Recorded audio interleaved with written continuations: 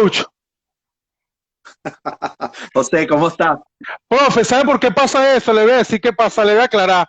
Yo le dije a ellos, yo voy a entrevistar al coach, ¿vale? Porque yo quiero aprender, pero como yo fueron jugadores de básquet profesional, ellos no, entre ellos nos entendemos, pero arriba hay un Dios, ¿entiendes? Arriba hay un Dios que Dios quiere que yo aprenda, ¿entiendes? Pero por eso que pasa lo que pasa. Yo le dije a él, no te vayas a Dominicana, en Dominicana es bueno es bailar y comer. Bueno, ahí tiene. Profe, ¿cómo está usted? Bien, gracias. De verdad Profe, que agradecido por esta invitación de ustedes, el ir tomando estas acciones. Anteriormente estuve en otro live. De verdad que me motiva mucho porque es un poco más esta parte de ser humano y de transmitir que ha sido uno de mis propósitos una vez que tomé, porque tú sabes que es así, estoy haciéndolo yo también con algunos jugadores, llevando su vida, la idiosincrasia, nuestra cultura dentro de nuestro básquet, que es claro. bueno que la gente lo conozca, porque no todo es lo bonito del espectáculo que se ve a las afueras. Eso es lo que pasa es, profe, que y quiero retomarle nuestro apoyo con su contenido, lo que necesite, no dude, porque vamos para adelante con eso, profe. Tenemos que reinventarnos, ¿ok? Y ustedes más que nunca que tienen que expandir su trabajo, porque no solo es colocar fotos, ¿no? Porque ya la gente no trabaja con eso, profe. Exacto. Profe, este, de Caracas a San Cristóbal, listo. Le pregunto, ¿cuándo empezó usted como tal a ver que usted podía o tenía esa capacidad para dirigir un equipo o para entrenar un equipo? Porque no es lo mismo de entrenarlo que dirigirlo, ¿no? Usted puede dirigir cualquier equipo usted Claro. puede hacerlo, como jugar dominó, colocar piedras, pero ya llega el punto Exacto. en que ya usted no estaba para colocar piedras, sino para adoptar, aprender y enseñar. En qué momento pasó eso? Bueno, José, fíjate, me di cuenta cuando ya me tenían listo para cocinarme. ¿Por qué? O sea, Porque voy a un curso. usted no se enteró, el último No, en enterarse. de verdad que Ramón Meléndez, el hermano de Flor, me Ok, invita a Puerto Rico. Y a la casualidad que cuando él me invita a Puerto Rico, firma con un equipo del BCN, él como entrenador principal. ok. El BCN es el Baloncesto Superior Nacional de Puerto Rico y es la liga más potente de ellos. Yo me alegro mucho, lo felicito y lo primero que le pregunto, oye, ¿y con quién vas a trabajar? Pero el con quién vas a trabajar, lo que no conocen a la familia Meléndez, que quizás el icono es Flor, son 7, 8 hermanos. Hay una hermana y también la hermana está involucrada en baloncesto. Lo Uy, menos que pensaba yo era que me iba a decir, no, el entrenador el asistente eres tú. Y por ahí surgió, por ahí se dio, lógicamente tuve un gran aval en su persona, que fue, me dijo, quédate tranquilo porque la base la tienes. Él me decía que él veía detalles en mí, que yo podía decantarme como entrenador de baloncesto, pues me decía, vas a punto muy específico y no todo el mundo hace esos arreglos, esos detalles en cuanto a un jugador y eso me da a mí entender que te puede dar un inicio como buen entrenador. Y de ahí partió, estuve prácticamente de la temporada 6 meses, duré 4 meses con el equipo Cariduros de Fajardo y de verdad que fue una grata experiencia, como me lo dijo él en un principio, te estamos pagando por aprender. profe, en que un coach como tal, como lo que le pasó a usted, como lo que vivió usted, ¿en qué momento, o sea, qué tiene que trabajar, qué tiene que anexar a su esquema de juego? O usted adquirió filosofías de distintos coaches, de distintos torneos, y en base a esa filosofía, usted creó su identidad, porque le explico algo. He tenido la oportunidad de hablar con distintos jugadores, el caso el Oso Silva, y distintos jugadores que me parece, o sea, para serle muy honesto, y usted a veces de manera muy discreta está en los likes y ellos están comentando, y no hay uno que no comente que que no comente lo detallista que es su filosofía de juego, ¿ok? ¿Cómo usted llega a ese punto? Eh, yo creo que el punto de quiebre a esto, José, fue Guillermo Narvarte. O sea, yo dentro de todos los, los programas o cuando tengo la posibilidad de conversar con personas, hablo muy poco de Guillermo. Y resulta que me empiezo a fijar en otro básquet cuando Trotamundo, 2008, que viene él, este, y empieza a trabajar esta filosofía del juego de mitad de cancha, pero con unos detalles técnicos que me llamaron muchísimo la atención y veo una muy alta preocupación por el juego de media cancha. Yo creo que no habíamos abierto aún los ojos todavía para esa época a qué se estaba jugando Sí, a nivel internacional. Yo no sé de qué manera llega Narvarte a Trotamundo, porque Guillermo estaba como asistente de la Selección Nacional de Argentina y especializado en la parte de scouting. Son ok, muy pocos los que se dan cuenta de por sí. Hay gerentes hoy en día en el mundo que son muy detallistas con los entrenadores que se especializan en video. Dicen que son estos entrenadores que a futuro los de mayor calidad, porque están muy preocupados por los detalles. Entonces, por ahí partió eso y da la casualidad que en este engranar a mí se me hace muy complicado, José, porque tú conoces nuestra liga. O sea, claro. una liga muy rápida, una liga muy acelerada, una liga que no te deja enseñar, sino te pide resultados óptimos y de inmediato. Y este proceso de trabajar mitad de cancha es prácticamente reconstruir a un jugador y volverlo a hacer. Y entonces eso lleva su tiempo. Entonces era como una batalla contra todo lo contrario que se pregonaba en la liga. Entonces, da la casualidad que apenas pasaron 2 años, eh, caigo en Duros de Lara, una generación que da la casualidad que yo había eliminado en 2 torneos anteriores de la Liga Nacional, pero el último, al que te voy a hacer referencia, donde ellos prácticamente se sentían más hechos, más jugadores, yo los barro 3-0. Y por cosas, por cosas del básquet, nombraron a Armando Becker, gerente general de ese equipo. Armando de alguna forma llegó a mi persona. No es que no me conocía, sí nos conocíamos, pero pensé que habían otras opciones primero que yo. Es más, no sé si realmente las hubieron y la desecharon. Y cuando le doy el sí, que empiezo a trabajar con este equipo, claro, era la generación de un mundial, es más, la última generación. Claro. Yo le digo, este equipo lo que hace falta es la mitad de cancha, enseñarle a entender el juego, a comprenderlo. Entonces, mi focus de trabajo, mi programa de trabajo se fue a eso. Da la casualidad que consigo un gran aliado que le brindo una de sus primeras oportunidades de por sí. Yo creo que la primera cámara que le ponen en sus manos fue mi persona, que fue Daniel Seoane. O sea, Claro. yo lo invito a estar ahí y en el transcurrir de la liga aparece Cal Herrera por una solicitud de Armando, que Cal quería iniciarse como entrenador y lógicamente a mí me encantó. Yo fui un entrenador que en mis comienzos, José, fui muy abierto. Yo, este tema del asistente de confianza, sí, solamente, no, de por sí, creo que una de mis características como entrenador es que hice muchos asistentes, trabajé con muchos, le di la oportunidad a muchos y bueno, de ahí parte todo este tema de la mitad de la cancha, del hacerme entrenador como tal, de sentirme muy seguro. El problema de esto con nosotros, José, es que yo creo, si me ha pasado a mí, le ha pasado al resto de los entrenadores, que desde una vez que pisas la cancha como entrenador y tienes tu primer mes de trabajo, crees que estás preparado para tener un equipo. Y Claro. definitivamente es un proceso.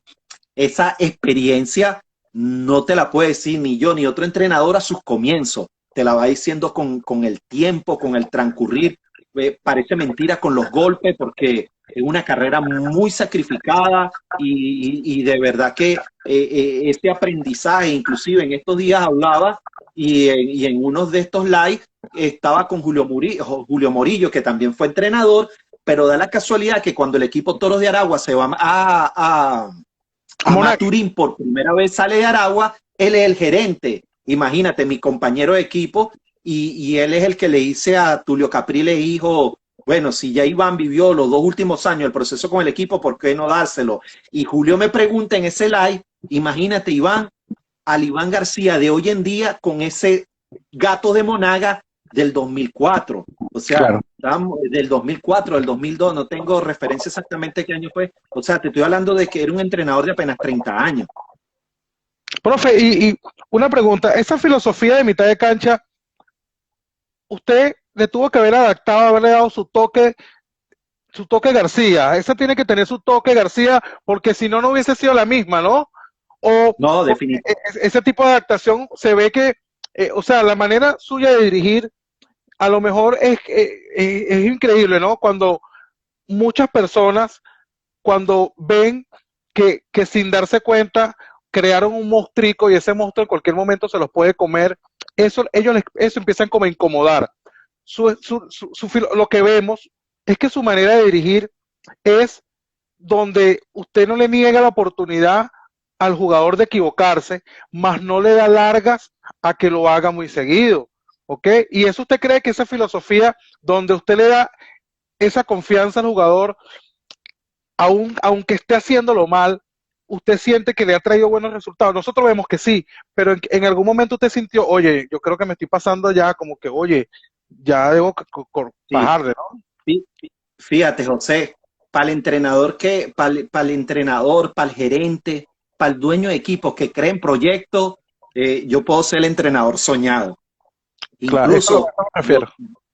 yo tuve un preparador físico que en una charla X momento de un equipo le dijo a los jugadores, mira, ¿qué carajo le pasa a ustedes? Si aquí el jugador número 14 viene a jugar béisbol AA, acaba de salir, está probando en el básquet, Iván lo puso a jugar. O sea, imagínate un jugador de béisbol, lo puse a jugar Sí, Liga Nacional. a eso es lo que me Entonces, refiero, que usted le ha dado, entonces, usted ha creído ciega, usted cree ciegamente, no solo en su trabajo, usted cree muy ciegamente en el talento de la gente, en la disciplina de la gente.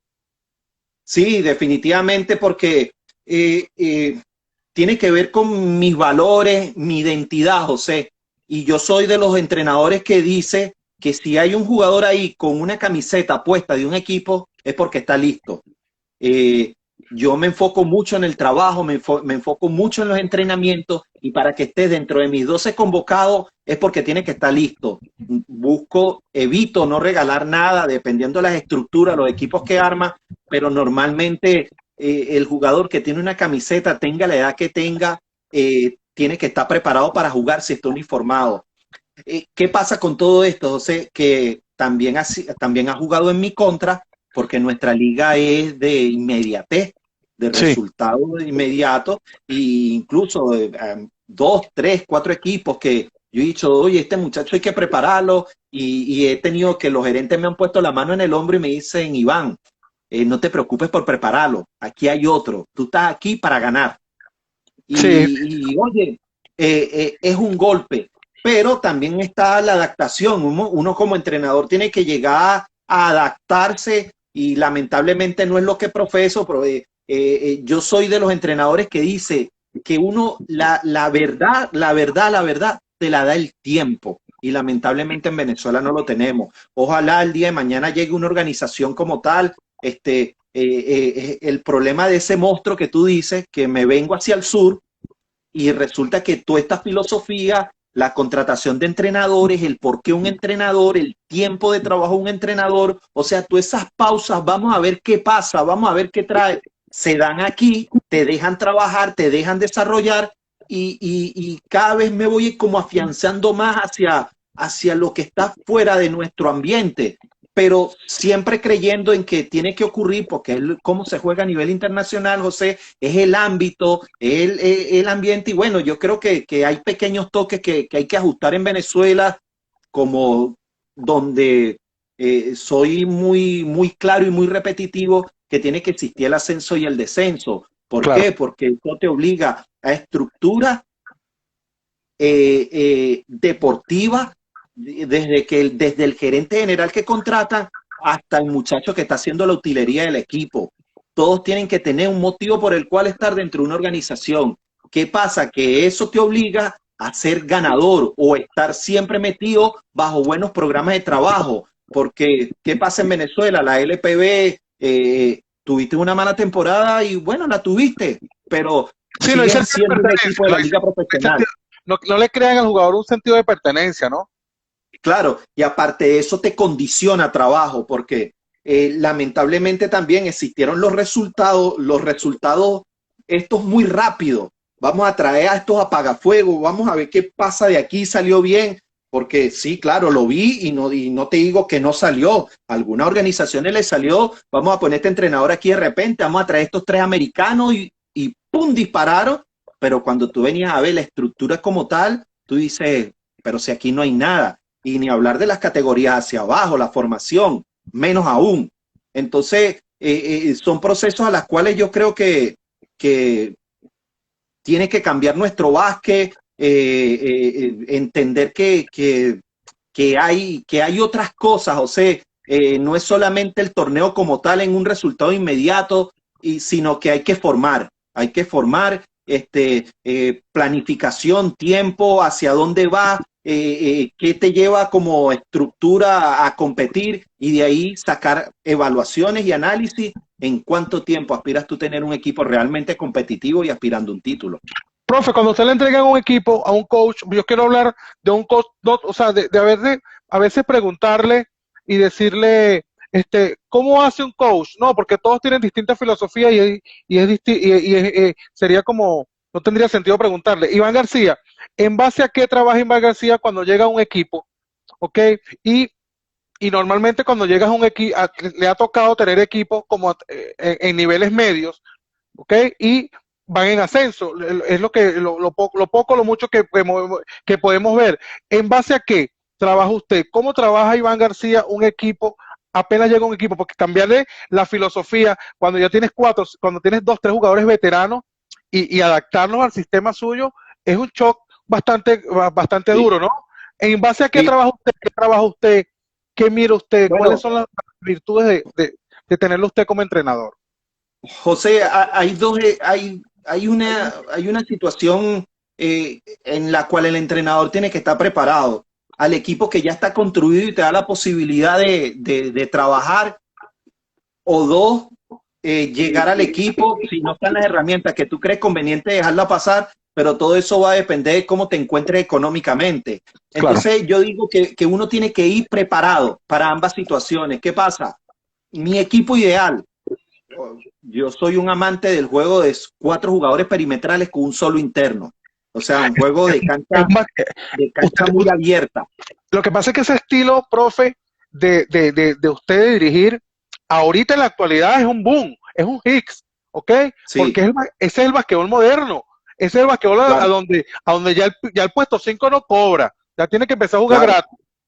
Exacto. Y entonces viene la otra etapa que es el tres perimetrales y dos internos, el clásico, el doble pivo, lo que llaman. ¿Ok? Entonces, ¿qué pasa? Yo tuve equipos relativamente me di banquete, o sea, yo en tres ligas nacionales, de muchas ligas nacionales que tuve a Cier Sucre en tres, y en las cuales dos fue jugador más valioso. El cuatro abierto desde el eje de la cancha, pero se cansó de jugar. Tuve en un Guácharo de Monaga que tuve un Tomás Aguilera, un cuatro abierto desde el eje. Claro. Entonces, esos equipos prestaban, se me hacían muy fácil en cuanto a mi esquema táctico. Después pasa este equipo Duros de Lara, que tenía a un Juan Herrera que de tres lo convertía en cuatro, Francisco Centeno de tres lo convertía a cuatro, ¿Cómo, esa, tenía jugadores. cómo se transforma esos jugadores de una posición a otra? ¿Se le tiene que agregar cosas a su juego? ¿Se le quita algo a su juego? ¿Cómo es ese proceso? No, siempre se le agrega. Yo digo que el único jugador que no puede cambiar de posición caso extremas situaciones es el base. O Claro. sea, tú puedes convertir un 2 en un uno con herramientas específicas, pero un 1-1 a veces es muy complicado pasarlo de 2, al menos que existan situaciones específicas de juego, pero de resto es muy fácil ir moviendo posiciones, y sobre todo hoy en día que hoy en día hasta el 5 quieren sacarlo de la pintura. Entonces, ¿qué pasa con eso? Que el proceso hoy en día es muy diferente al 2010, 2012, que si tú tenías un 5, un 4, te jugaban de espalda al canasto solamente. Hoy desde las categorías formativas y el proceso que llevan todos los clubes a nivel internacional es que no importa qué posición juega, tienes que tirar de frente al canasto. Sí. Entonces eso ha creado una apertura de juego donde la cancha hoy en día cada vez más complicada de defenderla.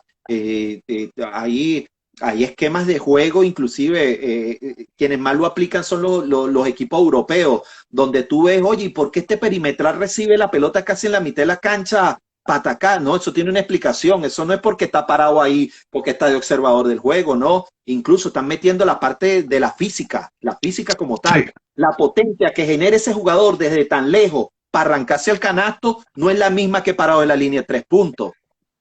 Para eso es un tic ahí que te estoy dando, No, es que es porque verdad.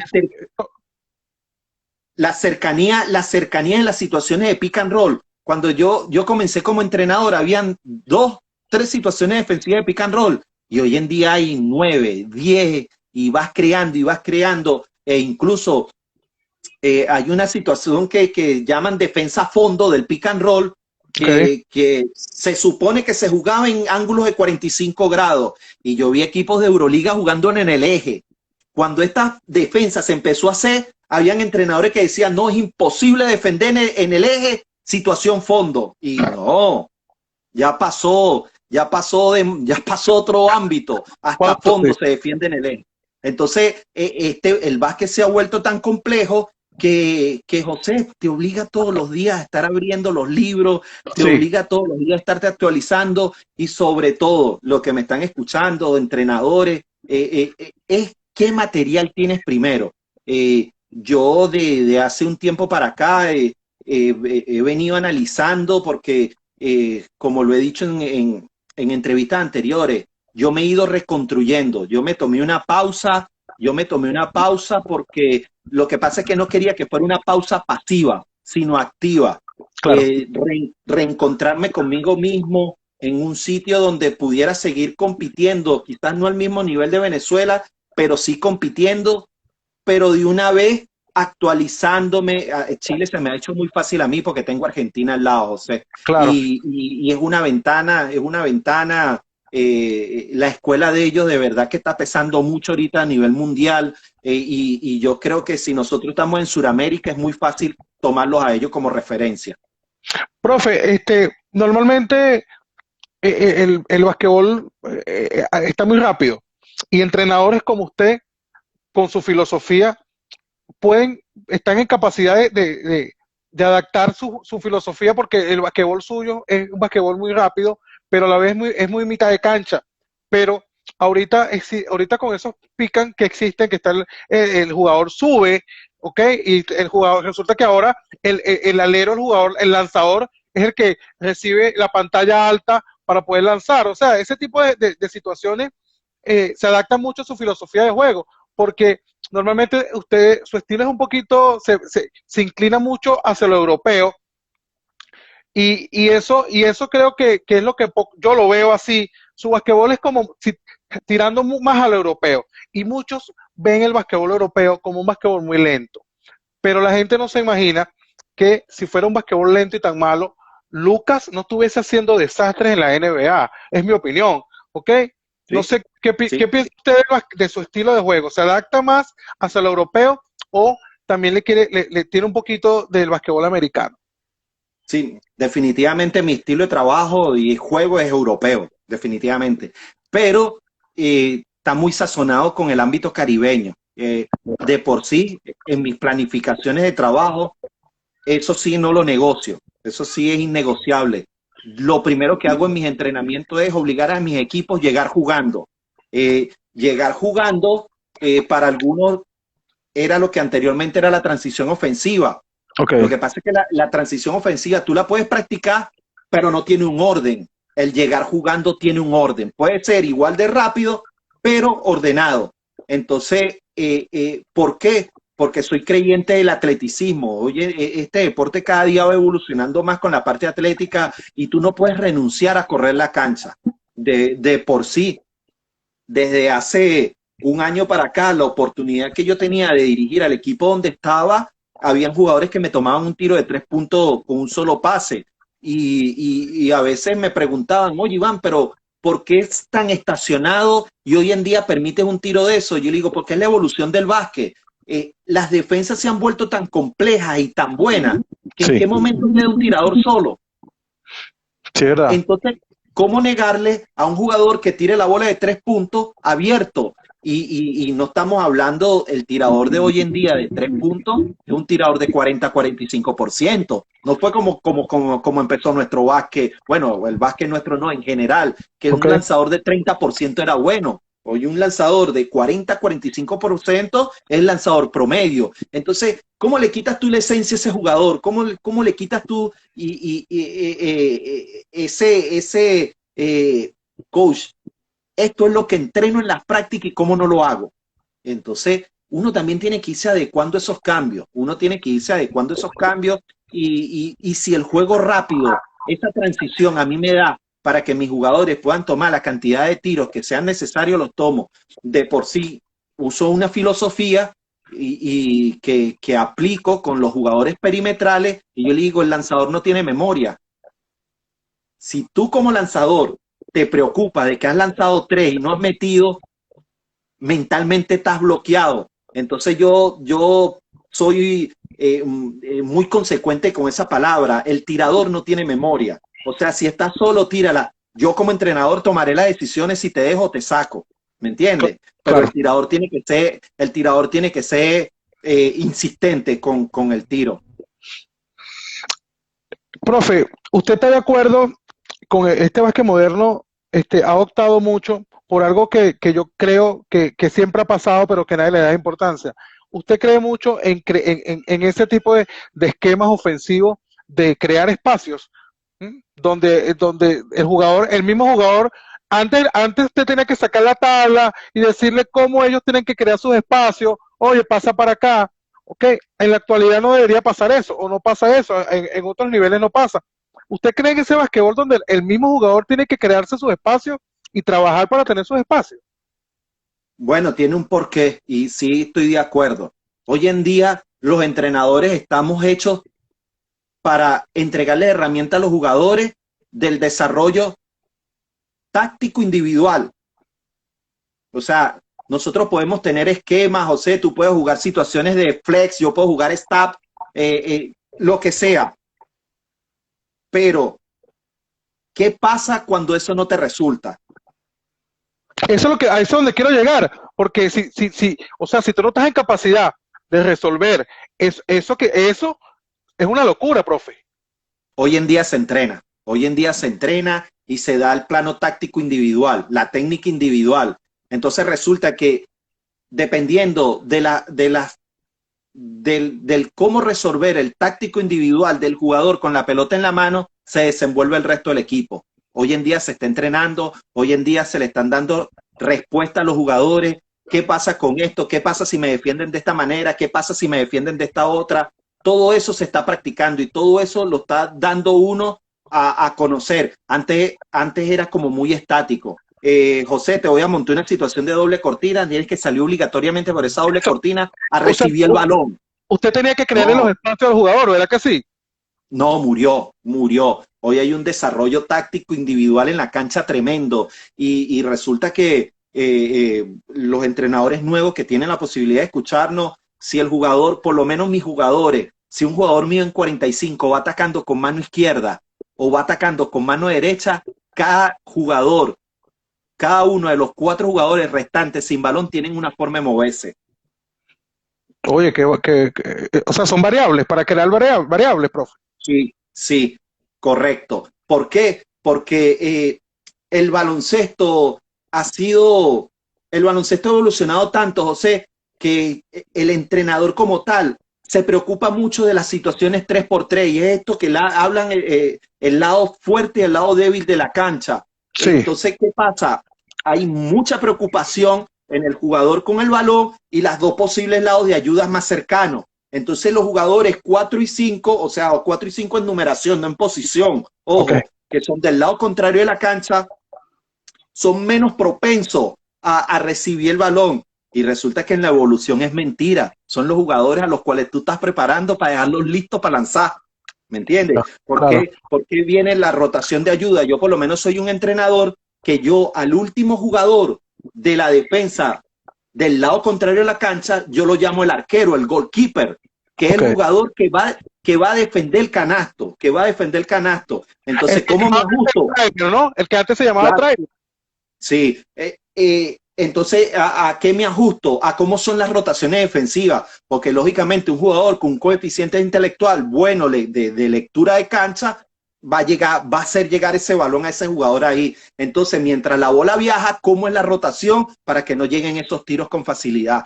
Entonces, todo eso ha sido un proceso evolutivo, ha sido un proceso evolutivo donde, José, no te puedes quedar porque Claro. todo ese tema va avanzando. Hay entrenadores, así como te digo, que eso es una forma como yo lo resuelvo defensivamente, también hay formas como romper esa última rotación de defensa. Entonces, y sigue evolucionando y sigue evolucionando. Y entonces, la parte más importante del juego hoy en día no es el jugador que tiene la pelota en la mano, es el jugador que no la tiene, el cómo te mueves sin balón. Entonces, por eso es que se ha vuelto tan interesante y tan físico, tan competitivo, porque el balón dejó de ser el centro de la atracción. Ahora el que tiene el balón piensa. Antes el jugador que tenía el balón no pensaba sino solamente en anotar. Hoy en día tú buscas que tu jugador más inteligente tenga el balón para cerrar más. Si el juego te permite definir, define. Si no, para que seas un buen intérprete de quiénes son tus compañeros que están en una posición mucho más firme y mucho más efectiva para anotar al canasto. Profe, yo tuve la oportunidad de ver, y cada vez que tengo la oportunidad de ver sus entrevistas, he notado que el concepto que no lo he visto en otras entrevistas, porque a lo mejor no se lo preguntan, porque a lo mejor no es lo que vende, preguntarle ese tipo de cosas a los profesores, a los coaches que están. ¿Cuál es su concepto de una escuela de baloncesto y una academia de baloncesto? Bueno, yo lo manejo bajo otros términos. Yo manejo el club de baloncesto y la academia de baloncesto. Hay Ok, quienes van al club a divertirse. ok, Y se supone que una academia o escuela vas a aprender. Entonces, el proceso tiene que manejarlo con mucha delicadeza. Eh, una de las herramientas que quizás yo valoro más en cuanto al proceso de formación de atletas en este ámbito, vamos a hablar de jugadores 13, 15, 17, es la planificación. La planificación que hace cada categoría. Entonces, de ahí empieza la construcción de lo que tú quieres a futuro, de cómo quieres tú que juegue tu equipo. Y por eso estos procesos hoy en día, cuando te enfrentas a clubes o a selecciones nacionales, que tú los ves jugando y dices, oye, pero estos no se cansan de pasar la bola, estos no se cansan de jugar a lo mismo, pero es que es una escuela que viene ya hecha, es una escuela donde todo el mundo se puso de acuerdo, donde todo el mundo, incluso hasta en el vocabulario. sí, los términos, Eh, sí, o sea, tú por lo menos en Argentina tú vas y tú le dices, anda, haz la pantalla directa y toma la caída. Tú no ves a ningún entrenador diciendo, anda a jugar el pick and roll y rolea. claro, No, no, no, no, no, no. O sea, tratan de mantener estructuras en cuanto desde el vocabulario. Imagínate tú, qué detalle tan pequeño y tú dices, bueno, ¿por qué? Y bueno, simple, tiene un resultado. Cuando tú estás formando un jugador, quizás en la categoría U15 y tiene todo 3, 4 años en tu club y tú le dices pantalla y caída y llega a mis manos y yo le digo, juégame un pick and roll. Y el muchacho por un segundo va a un vacío. Claro, pick and roll está como muy universal, sí te va a entender, pero quiero que me entiendas el por qué voy a eso. claro. El jugador dice, oye, ¿qué me está diciendo este profe? Entonces, hasta en eso han sido detallistas. Y hacia este camino nosotros tenemos que ir, ¿me entiendes? La evolución, mira las pantallas directas, mira las indirectas, de que el atleta conozca de categoría formativa qué se le está hablando. Yo por lo menos acabo de terminar una estructura de trabajo donde por categorías se iban poniendo metas. O sea, en la categoría U15, por decirte, este año se enseñó a jugar pick and roll. Y entonces tú de repente me dices, bueno, ¿y por qué no se enseñó antes? Por el proceso evolutivo. O sea, se supone que bajo las grandes escuelas, la balcánica, la española, la italiana, la argentina, no estaban de acuerdo con jugar pick and roll a los 15 años, porque se sacaba ventaja. Y resulta que de hace 2, 3 años para acá, evoluciona y llega un entrenador X y dice, bueno, ¿y por qué no jugar? No, porque crea ventaja. Bueno, y de eso se trata el juego, de crear ventaja. Entonces, en este transitar de escuchar ideas, evoluciones, hablamos aquí y el entrenador de la categoría me dice, oye, me están jugando pick and roll todos los equipos, todos los clubes y yo no lo estoy haciendo. Entonces yo le pregunto, ¿y tú crees que te genere ventaja? Sí, porque no lo saben defender. Entonces cuando me dice eso, yo le dije, mira, enséñalo, pero enséñalo a defender. Claro, porque enséñale lo que le puede hacer daño, ¿no? Claro, y entonces resulta que no es que uno está descubriendo, José, sino que el proceso, así como estoy pensando yo, están pensando miles de entrenadores. Resulta que a los días veo una charla porque me llamó la atención y empiezo a buscar info, y doy con uno y llegó un entrenador, imagínate tú, fue más allá de lo que yo pensaba y viene y dice, sí, juega en pick and roll a los 15, no hay ningún problema, enséñalo a defender, ¿verdad? Y si tu equipo, tú como entrenador entiendes de que tiene un coeficiente mucho más alto y que te están comprendiendo muy fácil, no le enseñes una, enséñale dos. Dos formas de defender el pick and roll.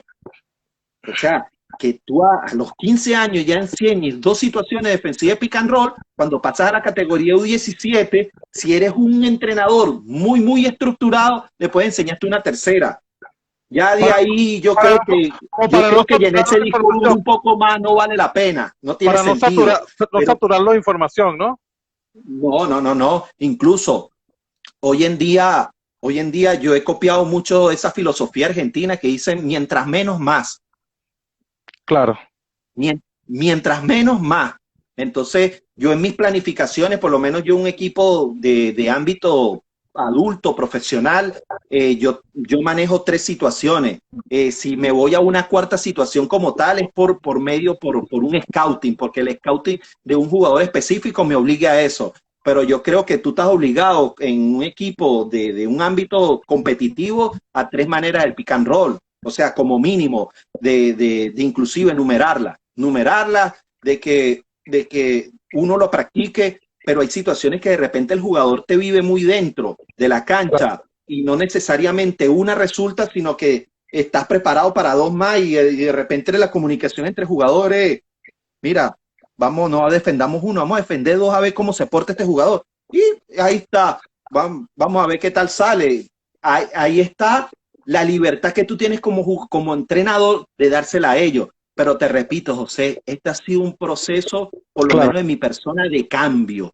Yo iba muy mecanizado, muy robotizado, y lógicamente a mí un jugador me llegaba y me decía, profe, pero ¿por qué 1 y no 2? Y yo le decía, no, porque tiene que ser 1.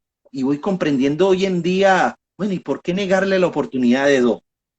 Claro. O sea, porque a la final son ellos los actores, son ellos los que están viviendo una situación y por eso hoy en día comprendo más el por qué estas grandes escuelas están hablando, dale todas las herramientas en tecnificación individual y táctica individual sobre todo. ¿Por qué? Porque el escenario lo va a resolver dentro de la cancha. Uno quisiera que lo resolvieran a la manera de uno, pero el juego te dicta muchas cosas, José. Y entonces yo creo que hoy en día el entrenador no dejas de ser un dirigente estricto por generar esa libertad, no, al revés, esa libertad se entrena, esa libertad está bajo estos llamados conceptos de juego.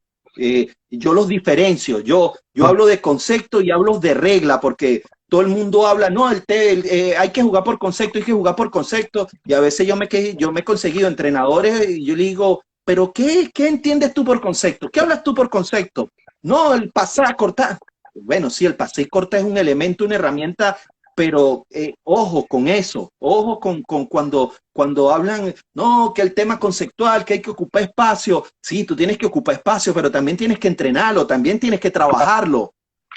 ¿Me Claro, entiendes? Entonces hay gente que te dice, bueno, ¿y cómo trabaja espacio? Si es muy fácil, hay una distancia. No, y era lo que te hablaba anteriormente. ¿Por dónde vas a atacar? Por dónde me muevo. Eso es el generar espacio. Eso es cuando el jugador comprende qué hace su defensor, cómo ayuda, cómo me muevo.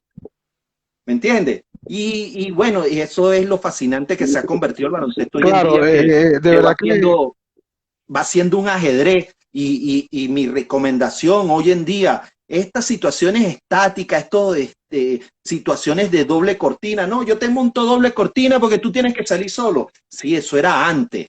Hoy sí. en día, para que te salgan en doble cortina solo, tienen que estar muy mal entrenados o muy descuidados los equipos que te permitan situaciones de doble cortina hoy en día. Claro, ¿verdad? Profe, ¿usted siente que si usted no hubiese tomado la decisión de salir de Venezuela, su evolución, la evolución que tiene en la actualidad y que está en constante ascenso, fuese la misma o se hubiese quedado en lo cuadrado que está la filosofía del basquetbol de los coaches venezolanos? Mira, creo que me hubiese quedado cuadrado, no por culpa del sistema, sino que, fíjate lo que venimos hablando de un comienzo, a mí me estaba resultando una filosofía de juego y creo que hubiese sido insistente, insistente, insistente y no hubiese abierto los ojos a lo que está ocurriendo. No es que lo que yo pregonaba antes no funcione, todavía funciona, Claro, pero los entrenadores también se te están ajustando y cada día no existe defensa perfecta, pero cada día la evolución defensiva va cogiendo un ritmo tan tremendo que pareciera que fueran las defensas perfectas. claro. Entonces, tú te tienes que ir ajustando y yo creo que si no hubiese salido, no hubiese abierto los ojos de verdad. Ojo, eso tiene que ver mucho con las ganas, con el cariño, con la preocupación hacia tu profesión. Porque Claro. vuelvo y reitero, cuando tú vienes y dices, ya yo aprendí lo que tenía que aprender, no tengo que abrir más los libros, no tengo que ver, no tengo que ir a clinic, no tengo, yo creo que estás cometiendo un error. Así como también el entrenador que va a los clinics y de inmediato al día siguiente ve e implementa en su escuela lo que vio en el clinic tal cual como lo vio y lo copió. Y resulta que son metodologías que pueden funcionar en unos grupos, en otros no. Todo eso hay que tener mucho tacto, José. Hay que dar Y yo te tiempo, digo, ¿no? todo, sí, sí, sí, yo te digo, yo he ganado toda esta experiencia. Yo creo que hoy en día mi especialidad, he ido como comprimiendo mucho el trabajo de un entrenador. Y hoy en día, se lo explicaba anteriormente a Carlos Panfil, que como entrenador yo uso 30 minutos máximo de mi entrenamiento, que me escuchan los jugadores, que trabajo con los jugadores. O sea, ese entrenador desde el minuto 1 hasta las 2 horas, la hora y 45 de práctica, que era anteriormente, que tú empezabas gritando y terminaste gritando, para mí ya no existen, ya no existe. El asistente hoy en día tiene un trabajo específico, el preparador físico tiene un trabajo específico, siempre y cuando estén acorde a lo que utiliza el entrenador en su metodología de entrenamiento, a sus esquemas de juego, tanto defensivos como ofensivos.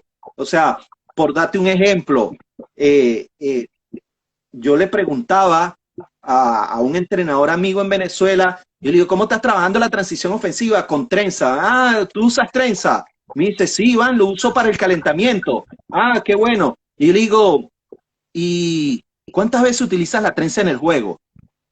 Y se me Ninguna. queda viendo, me dice, ¿estás loco, Iván? ¿La trenza en el juego? Claro, ¿cuántas veces? No, ninguna, Iván, claro que no lo utilizo. ¿Y para qué la practicas? Claro, ¿Me entiendes a dónde voy? O claro, sea, claro, es lógico. hoy en día los equipos de competencia, de nivel bien competitivo, menos es más.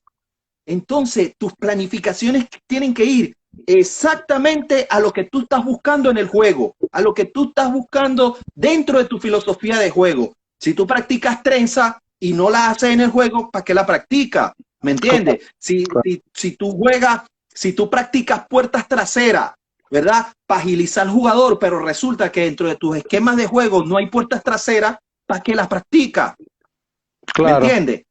Entonces, todo eso se ha ido como comprimiendo, comprimiendo, comprimiendo y me he ido como, he ido buscando como especializarme en eso. Agarro a los preparadores físicos que trabajan conmigo, de por sí tuve una experiencia aquí en el club donde estoy, el preparador físico que tenía conmigo no sabía de básquet, nada, nada. Y yo le dije, quédate quieto, yo voy a moldar mi vocabulario, mi lenguaje para que vayas entendiendo y de a poco nos vamos a ir engranando a lo que yo quiero. Y claro. mira, a los 3, 4 meses más o menos tenía la idea, le empecé a pasar videos de cómo quería hacer las cosas, y ya el tercer mes, cuarto mes, yo estaba haciendo las cosas solo y todo era bajo una metodología de entrenamiento que yo aplicaba. Claro. Habían ejercicios que por lo menos yo le decía, mira, fíjate en este ejercicio, ¿te acuerdas de ese zigzag que a uno le ponen como jugador desde pequeño a defender toda la cancha, a defender toda la cancha en pasos laterales? Entonces yo le decía a él, busca tres desplazamientos laterales explosivos. Y me dice, coach, pero disculpe, ¿por qué? Entonces yo le decía, porque el jugador de hoy en día, bueno, defendiendo, lo más que te da son 3 pasos, no te da más de ahí. Sí, Entonces, si tú me no, pones una fila de no, jugadores a para los lados. trabajar, sí, a trabajar en zigzag, toda una cancha, y no lo utilizas en el juego, ¿para qué lo practicas? Sí, sí, verdad. Entonces, yo he ido rompiendo esos esquemas. De repente, el que no está acostumbrado a escuchar esto, José dirá, no, este está loco, ¿cómo es que no va a practicar defensa toda la cancha o media cancha? Pero es que se ha vuelto tan complejo y tan atlético. Y los lados de ayuda, como cada día se entrena más los lados de ayuda, entonces todo ese tipo de movimientos específicos de uno contra uno, hoy tantos entrenadores y tantos creadores de las ayudas que cada día se va achicando más la cancha y resulta que todo parte también, José, del valor y del compromiso del jugador del uno por uno. Yo Claro. escuchaba en un live ayer a Nocioni y Nocioni llegó un momento con la selección, un juego específico X, y le dice a la oveja, Sergio, déjame con ese jugador desde el uno contra uno y olvídate que si el show, que si fondo, olvídate de todos esos temas. Déjame defender al jugador uno contra uno. Y claro, el jugador le anotó 4 puntos, 5 puntos en todo el partido. Pero de ahí arranca todo, o sea, el valor y el compromiso que tenga el jugador desde el uno contra uno. Si tú logras crear esa alma, porque yo también soy de estos entrenadores que hablan. Yo cuando veo a estos entrenadores que vienen los periodistas y le dicen, profe, ¿cuál es su característica principal? No, yo soy un entrenador defensivo. Ajá, y si no tienes los jugadores, ¿cómo vas a hacer? O sea, porque al jugador le nace, sobre todo en el ambiente profesional, es muy difícil, pero muy difícil que tú, un jugador que defienda, tú puedes un jugador de mediana defensa convertirlo en un mejor defensor, sí, pero un jugador que no defiende, convertirlo en medio defensor, ni que hagas lo que haga. Tú tienes que buscar la manera de cerrar, de ayudar, de que ese jugador no se vea tan, ¿cómo es la palabra? Tan evidente que es muy fácil romperlo defensivamente. Entonces todo eso va evolucionando el básquet, José, todo eso va transformando el básquet. Claro, por supuesto. Profe, mire, de este lapso quedan como 7, 8 minutos. Vamos a darle y después nos volvemos a conectar porque quiero que toquemos un tema que ahorita es muy clásico, que es lo del documental, que ahorita no está de más saber su opinión, porque se lo he preguntado a jugadores y han tenido un concepto muy, muy distinto a lo ocasional, ¿no?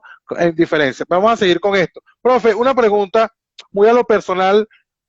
¿Usted siente que su trabajo o el valor de su trabajo no estuvo bien valorado en nuestro país? ¿Usted siente que no fueron justos con su trabajo o con lo que usted proyectaba a futuro, que ahorita tuvo que terminar saliendo de Venezuela para que la gente se diera cuenta que Iván García tenía la razón?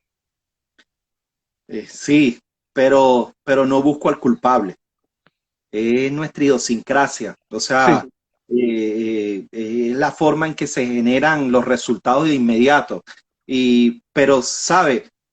Quizás por eso lo que te decía anteriormente, yo no he ido a Europa y en lo que vaya creo que va a ser desastre porque voy a terminar de seguir creyendo en esto con lo que arranqué en algún momento. claro. Pero sí, sí siguen siendo, estas son las formas de trabajo. Y no te digo, o sea, decirte que No por es algún lado me da, como quien dice, disculpe que lo interrumpa, pero no es como quien dice buscar un culpable directo, sino que, o sea, es ver el entorno. ¿Usted siente que el entorno del basquetbol en nuestro país fue injusto con usted a no darle la oportunidad de desarrollar el basquetbol que está desarrollando en la actualidad? De, de, de que, de que si le hubiesen dado la oportunidad que le dieron en Chile ahora, el basquetbol no fuese a cambiarlo 100%, profe, pero sentí esa satisfacción de decir, sí, a la final terminé siendo un sí. aporte. Bueno, fíjate al punto tal de que sí, me siento así, de que no se valoró un solo equipo Duros de Lara. Y fíjate que las cosas de la vida, por reclamar lo justo, me sacaron entrando a semifinales y el equipo terminó jugando lo mismo y terminó campeón. O sea, ese fue un año que ese equipo barrió con todo. Y ese equipo apenas terminó el campeonato. Ellos ganaron ese torneo en Trujillo. Y cuando se fueron al Camerín a celebrar, porque estaban de visitantes, los jugadores salieron a llamarme. Todos. Y el que quedó como asistente, Silverio Leal, que en algún momento fue mi entrenador, el cual una persona que le tengo un cariño tremendo, eh, toma las palabras como liderando al grupo y me dice, bueno, Iván, esto es tuyo, porque aquí no se cambió ni siquiera una jugada de saque, aquí se dejó todo. Y ese fue un equipo que yo en esa Liga Nacional me enfrenté a dos entrenadores extranjeros y uno puertorriqueño, Carlos Mercado, me dio la mano cuando terminó un partido y me dijo, Iván, te quiero felicitar porque nunca había visto un equipo venezolano jugando de la manera como está jugando tu equipo.